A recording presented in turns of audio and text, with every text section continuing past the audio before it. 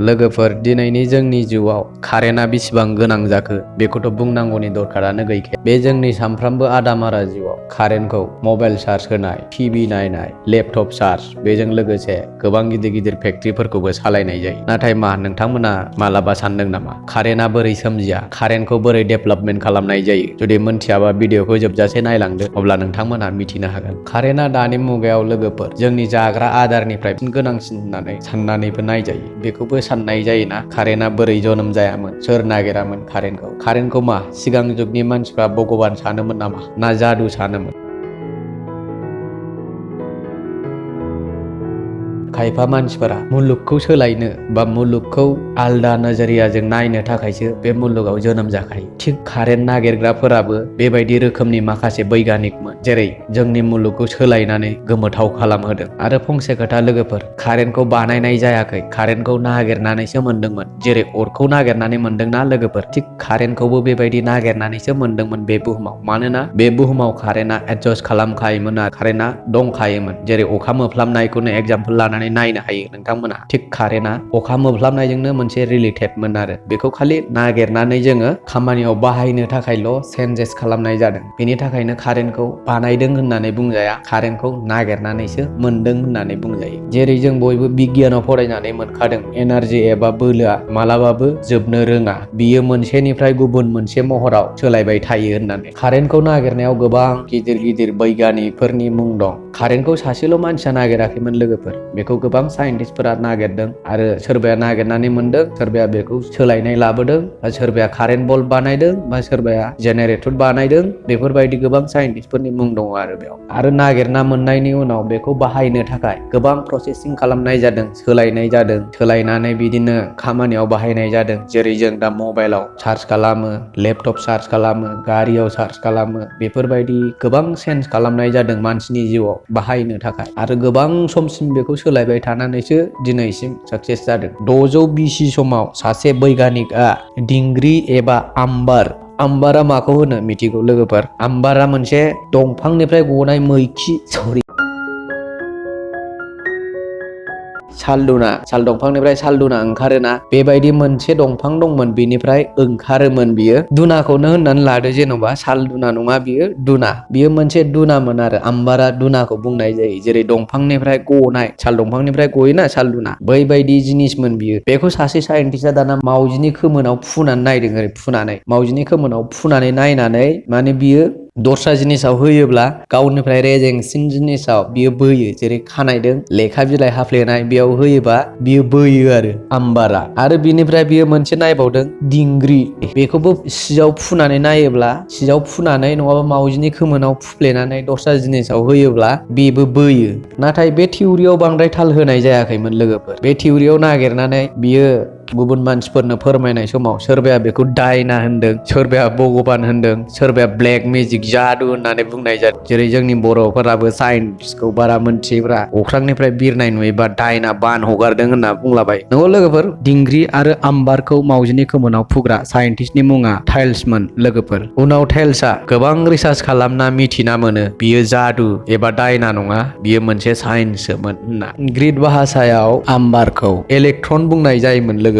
बेनिखायनो थाइल्सआ रिजाल्ट खालामखांनायनि उनाव बेखौ इलेक्ट्रिसिटी मुं दोनदोंमोन लोगोफोर। बेनि उनाव इं 1752 मायथाइयाव बेन्जामिन फ्रांकलिन मुंनि सासे बैगानिकआ अखा मोफ्लामनाय आरो कारेन्ट मोन्नैबो एखे होनना फोरमायदों। अखा हानाय समाव प्लास्टिकनि सिलायाव दुरुं खायो, दुरुङाव गंसे साबि आलायना बार अखा मोफ्लामनाय समाव हगारो, आरो अखा मोफ्लामनाया लोगोफोर दुरुंनिफ्राय साबिसिम फैयो। फ्रांकलिनआ दुरुङाव हमथायो, आरो फ्रांकलिनआ गावखौ एसे बोनाय बायदि मोनो, माने शक नांनाय बायदि मोनो। कारेन्ट आरो अखा मोफ्लामनायनि एनार्जिया एखे होननानै मुलुगाव मिथिहोयो लोगोफोर। आरो बिनि उनाव 1800 मायथाइयाव इटालियाननि आलेजेन्द्र भल्टा मुंनि सासे बैगानिकआ गोमोथाव रिसार्च खालामनानै फिननाय मोनदोंमोन केमिकेल रिएक्शनजोंबो कारेन्ट बानाय जायो होनना, आरो बियो बेटारि सेल बानायलाङो जोंनि मुलुगाव। भल्टाया बेटारिनि नेगेटिभ पजिटिभखौ बाहायनानै कारेन्ट दिहुनदोंमोन लोगोफोर आरो बे बैगानिकनि मुङावनो भल्टा इउनिट नाम दोननाय जादोंमोन। डिसि कारेन्ट दिहुननायाव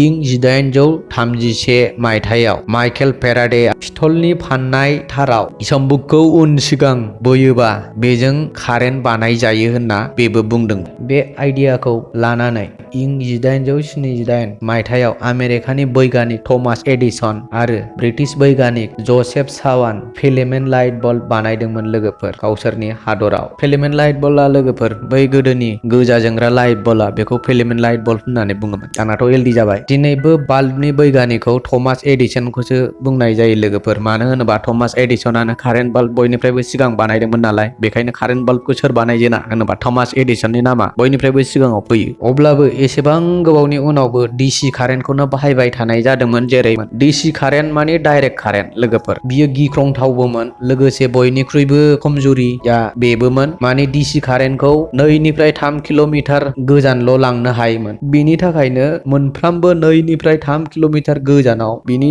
कन्ट्रल रुम एबा प्रडाक्सन रुम बानायनाय जायोमोन लोगोफोर। गोबां गोजान लांनो थाखाय गोब्राबमोन। जेरै दानि एसि कारेन्टआथ' गोजान गोजान लांनो हायो, नाथाय डिसि कारेन्टखौ बेबायदि लांनो हायामोन लोगोफोर। डिसि कारेन्टखौ लांनो थाखाय जेसेबां गोजान लाङो एसेबां बिनि भल्टेजआ पावारा खम जालाङोमोन। बेखायनो गेजेर गेजेर बहाबा जेनेरेटर बहाबा न' कन्ट्रल खालामग्रा बेफोरबायदि बानायनांगौ जायोमोन। नाथाय एडिसननि कम्पानियाव सासे गुन गोनां खामानि मावग्रा दंमोन। बिनि मुङा निक'ला टेस्लामोन। निक'ला टेस्लाया ओरैबायदि साइन्टिस्टमोन लोगोफोर, बियो डिसि कारेन्टनि खमजुरिखौ गासिबो मिथिजोबगोन। डिसि कारेन्टआव मा खमजुरि दङ, डिसि कारेन्टआ मानो भल्टेज खम जोङो, डिसि कारेन्टखौ मानि थाखाय गोजान लांनो हाया, बियो गासिबो मिथिजोबोमोन। एडिसननि कम्पानियावहाय डिसि कारेन्ट बानायनाय जायोमोन। थेवबो निक'ला टेस्लाया सिरि सिरि एसि कारेन्टआव एक्सपेरिमेन्ट खालामखोमाबाय थायोमोन। डिसि कारेन्टनि खमजुरिखौ बियो मिथिजोबोमोन। लोगोफोर, टेस्लाया जेब्ला गावनि एसि एक्सपेरिमेन्ट खालामनायखौ एडिसननो खोन्थायो अब्ला एडिसना बेखौ बादा होयो। जेखि खामानि मावा जोंनि डिसि कम्पानियावनो मावनांगोन, एसि कम्पानियाव नङा होननानै एडिसना टेस्लाखौ बादा होयो। बेनि उनाव मा, टेस्लाया खामानि गारबाय। खामानि नागारखांनानै बियो एसि कारेन्टआव खामानि मावनाय स्टार्ट खालामबाय लोगोफोर आरो एसि मटर जेनेरेटराव खामानि मावो। थारैनो 1887 मायथाइयाव टेस्लाया एसि कारेन्टखौ दिहुननो हायो आरो बे कारेन्टआ जोबोद गोजान दैथाय हरजानाय कारेन्ट जायो। भारतआव कारेन्ट बबेयाव फैजेना? भारतआव बयनिख्रुइ सिगां लोगोफोर 1879 मायथाइयाव कलकाता टाउनाव फैदोंमोन। भारतआव बयनिख्रुइ सिगां 1899 मायथाइयाव कलकातायावनो कारेन्टखौ दिहुनजेननाय जादोंमोन। बेनि उनाव दिल्लीयाव 1905 मायथाइयाव डिजेलजों कारेन्ट बानायनाय जादोंमोन। बेनि उनाव लासै लासै भारतनि मोनफ्रोमबो जायगायाव कारेन्ट बानायनाय जादोंमोन। दा जों मिथिबाय कारेन्टखौ बोरै नागिरामोन। थेवबो गोसोआव मोनसे सोंनाय फैयोना लोगोफोर, कारेन्टखौ बोरै बानायो, कारेन्टखौ बोरै बानायनाय जायो? कारेन्टखौ मोननै रोखोमाव दिहुननाय जायो, मोननै टाइपजों दिहुननाय जायो लोगोफोर। से number primary sources, 2 number secondary source. Primary sources मिथिंगानि एनार्जि बोलोनिफ्राय दिहुननाय जायो, जेरै बार, दै, सान्दुं। नाथाय बेखौ थोजासे बाहायनो थाखाय गोबां इकुइपमेन्टनि गोनांथि जायो। बेखौ थोजासे खामानियाव बाहायनो थाखाय, बेखौ साक्सेस खालामनो थाखाय दिनैसिम भारतआव रिसार्च सोलिगासिनो दं। सेकेन्डारि सर्सेस दै, थाव, खयला आरो गेस। जोंनि भारतआव दिनैसिम बे कारेन्टजोंनो सोलिगासिनो दङ। सेकेन्डारि सर्सेसखौ गुबुन गुबुन केटेगरियाव राननाय जादों। हाइड्र' इलेक्ट्रिक पावार प्लान्ट जेरै दै, खयला, थार्माल electric power plant, diesel power plant, nuclear power plant. अब्ला बेनोमोन लोगोफोर कारेन्टनि सोमोन्दै थाखोमानाय माखासे खौराङा। दाना फैदो लोगोफोर कारेन्टनि सोमोन्दै माखासे इन्टारेस्टिं खोथा मिथिना लानोसै। मा नोंथाङा मिथिगौ नामा अख्रांनिफ्राय गोलैनाय कारेन्टआ 10 क्र'र भल्टेज जायो होननानै? बेनिखायनो जेराव सारअन्थाइ गावो बेयाव गोबां लस जायो, माल माथा हाथुरा गेब्रुजोबो। जोंनि भारतआव सारअन्थाइ गावनानै खमसे खम 2500 निफ्राय 3000 सुबुंनि जिउआ बोसोरफ्रोमबो खहा जायो। मोनसे सार्भेनि हिसाबै सारअन्थाइ गावनानै थैनाया 80% हौवा आरो 20% हिनजाव। हौवाफ्रा बिलु गैमारालै। इलेक्ट्रिसिटि एनार्जिया मोनसे ग्रुपसो, बेखायनो कारेन्टखौ दिहुनदों होननानै बुंजाया। कारेन्टखौ नागिरनायावसो दोनजायो। कारेन्टनि सोमजिनाया 500 बोसोर 600 बोसोर नङा, बियो सिगांनिफ्रायनो दंखायोमोन बुहुमाव। 1930 मायथाइयाव आर्किअलजिक नागिरनायाव मोननायखौ मिथियोबा नोंथाङा गोमोथाव मोनगोन। बै नागिरनायाव रमान समनि बेटारि मोनदोंमोन लोगोफोर। बागदादआवबो बिदिनो बेटारि मोनदोंमोन। बेजों लोगोसे मिथिनो हायो गोबां समनिफ्रायनो कारेन्टनि कनसेप्ट दंमोन बे मुलुगाव। लोगोफोर बेनोमोन दिनैनि भिडिअ'। एसेनोसै। Thank you.